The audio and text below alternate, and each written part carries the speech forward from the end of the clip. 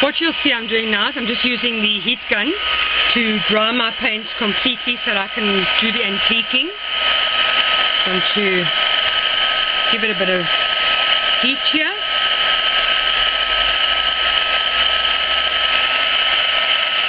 Make sure your base coat is completely dry before you try the next step. I don't use one specific kind of paint. I just tend to buy paints that I like the color, I like the effects of. So you'll see I'm working with 3 different types of paints with my metallics. It's just I happen to like the effects they gave me. I'm going to do this one in silver, so I'm going to put a nice coat of silver over quickly. Remember to do your sides.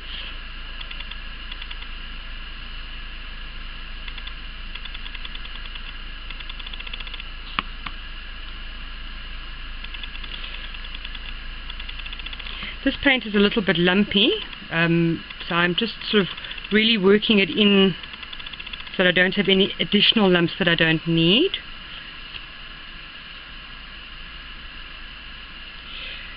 And then just put your coat of metallic. When you might decide you want a black frame or a wooden frame, it's just entirely up to you. I just thought the gold, silver or bronze would be very authentic for being old-fashioned. So let's just do our sides, and again then you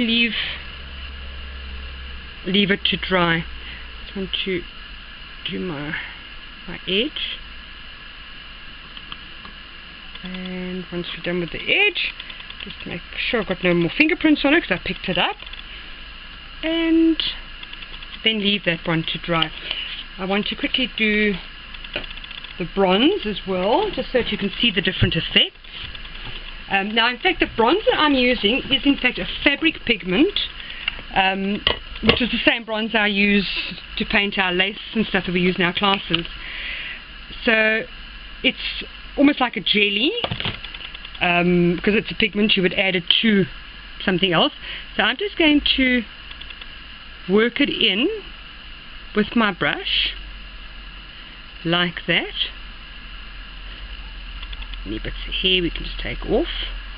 Unfortunately, sharing my studio with 6 cats, I always have a couple of cat hairs on my table. Let's just, and there you can start seeing the bronze effect coming through already. Again, don't forget to paint the inside of your frame. Now you may need to put 2 or 3 coats of the metallic on. That's fine. I mean, you're in no particular hurry. It's not like we have a deadline. So let's just put it down, and with my nail I'm going to hold it in place there and just continue putting our bronze over. Oops, it's a bit too much there for me now. And just work it in. There we go. And just allow it to get into all the little crevices and get an even color right through.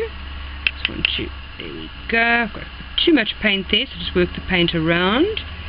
Going to put a bit on the inside, and there we go.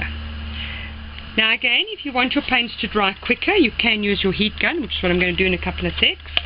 Just want to do the gold quickly. Again, the gold I'm using is a gold Aquatex fabric paint. It's a pigment. It just, I feel it gives me a far better overall effect. There we go. Oh, got some cat hair in there. And again, if you need to put 2 or 3 coats on of the gold, rather that than try to get it all on in one coat, because if you put it on too thick, it doesn't dry nicely. And remember, we're going to antique this mirror a little bit later, and we need this paint to be 100% dry before we can antique it. So let's just build up our layers on here. I'm going to leave this to dry on the windowsill while I carry on with my ghost. Just want to bring that around. Now the little bits of yellow that show through, you'll find on your second and third coat, you in fact will cover those quite easily. Let's just go around. to lift my... There we go. Right, now I'm going to leave those just to dry for a little bit, and we can go back to our ghost. Her layers should now be fairly dry as well. Have a look if there's any more detail you want to add to her.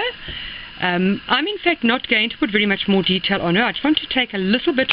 There's a little mark in the corner here I want to take off, so I'm going to use my sanding sponge and just take that off and give her just a little over, just to take off where there's a little bit too much paint on her. I want her ears to show through as white again, and her nose and her chin.